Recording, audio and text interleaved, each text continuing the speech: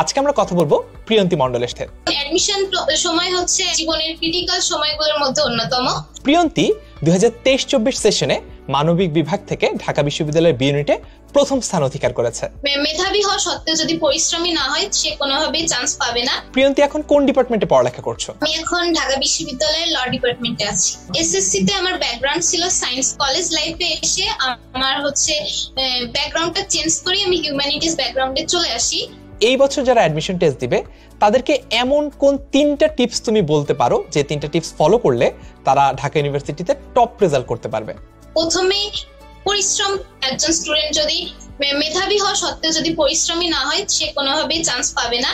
আরেকটা বিষয় হচ্ছে কনসিস্টেন্সি, কারণ একবার যদি পড়ার মাঝে গ্যাপ হয়ে যায় তখন সেই গ্যাপটা ফিল আপ করতে অনেক সমস্যার সম্মুখীন হতে হয়।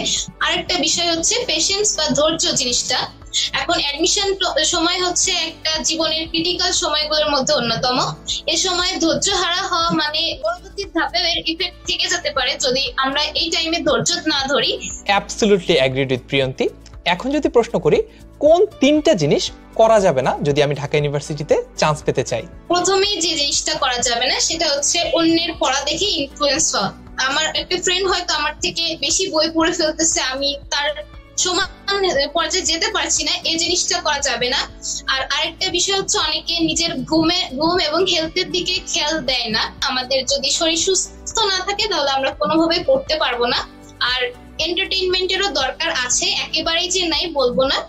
যখন হয়তো আমাদের পড়ার চাপটা বেশি থাকবে তখন মাত্রাটা হয়তো একটু কমিয়ে দিতে হবে। যেটা আমি বললাম যে অন্যদের পড়া দেখে ইনফ্লুয়েন্স হওয়ার কোনো দরকার নাই, নিজের মতো এগিয়ে যেতে হবে। অনেক অনেক ধন্যবাদ প্রিয়ন্তী আমাদের স্টুডেন্টদেরকে এত সুন্দর করে তোমার এক্সাম প্রিপারেশনের স্ট্র্যাটেজিগুলো বোঝানোর জন্য এবং তাদেরকে খুব চমৎকারভাবে সাজেশন দেওয়ার জন্য যে কিভাবে প্রিপারেশন নিলে তারাও তোমার মতো ভালো রেজাল্ট করতে পারে।